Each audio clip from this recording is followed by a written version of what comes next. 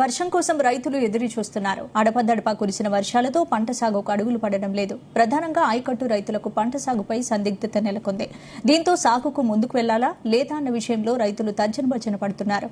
ఖమ్మం జిల్లాలో వర్షాలు లేక సాగుకు సిద్దం కాని రైతులపై జీ తెలుగు న్యూస్ ప్రత్యేక కథనం.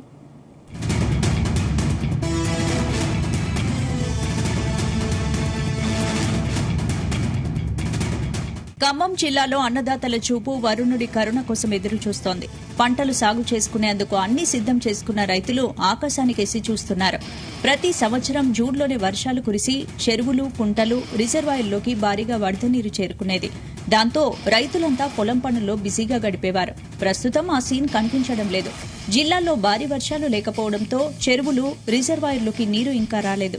ఈ క్రమంలో ప్రధానంగా ఆయకట్టు రైతులు ఆందోళనలో ఉన్నారు. జూన్ నెలలో వరి నార్లు పోసుకుని జులై, ఆగస్టులో వరి నాట్లు వేసుకునేందుకు రైతులు ఏర్పాట్లు చేసుకుంటున్నారు. వర్షాలు ఆలస్యమైతే పంట సాగు కష్టమనే భావన రైతుల్లో కనిపిస్తోంది.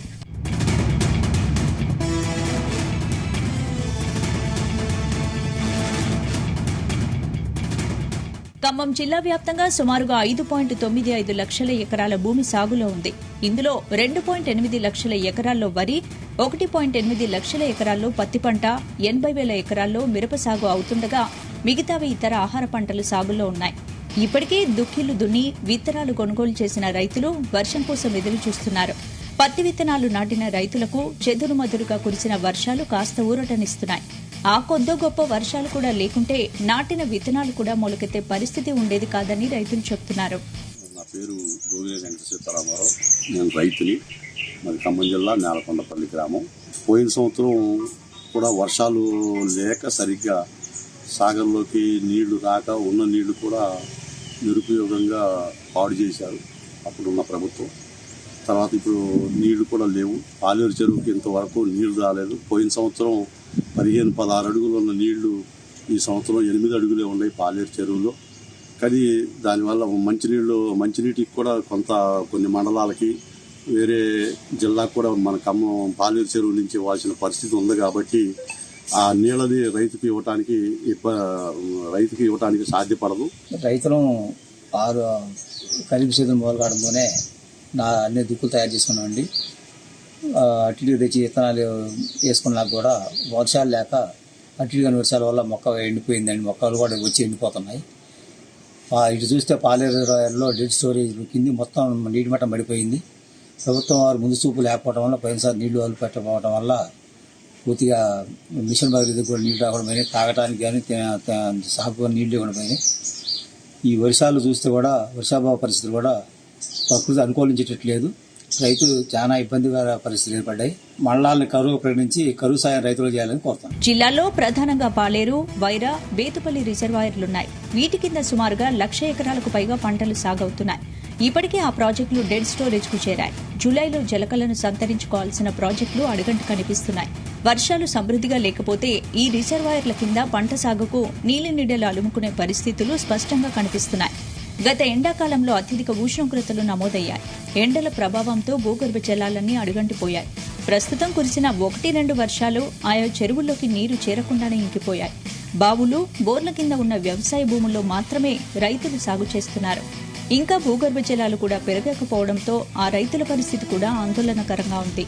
మేము ప్రధానంగా వ్యవసాయం అంతా కూడా ఎక్కువ నాగార్జున సాగర్ కెనాల్ నుంచి అట్లనే పాలేరు పాతకాలం ద్వారా వచ్చేటువంటి నీళ్లని అట్లనే వర్షాధారంతో కొద్దిగా బోర్లు, బావులు తీసుకొని వ్యవసాయం చేసే రైతులు మేము. అయితే నిరుడు ఏడు పరిస్థితి చూస్తే నిరుడు కంటే ఏడు వర్షాభావం ఇంకా దరిద్రంగా ఉంది. నిరుడు కొద్దో గొప్ప చర్లల్లో కాసిని కూసిని నీళ్లు వచ్చిన పరిస్థితుల్లో కొద్దిగా నార్లు పోసుకొని కొన్ని పంటలను పండించుకోవడానికి అవకాశం కలిగింది. కానీ ఈసారి నార్లు పోసుకుంటే కొన్ని నార్లు ఎండిపోతున్నాయి, కొన్ని నార్లేమో అసలు మొలకెత్తకుండా పోయిన పరిస్థితిలో ఉన్నాం. వర్షం అసలే లేకుండా పోతుంది, తువ్వలు పడిపోతుంది. ఉబ్బకి కొద్దిగా మొలిచిన మొక్కలు కూడా ఎండిపోతున్నాయి. దీనివల్ల ప్రభుత్వం అసలు మాకు ఏ గైడ్ లైన్స్ ఇవ్వట్లేదు రైతులకి.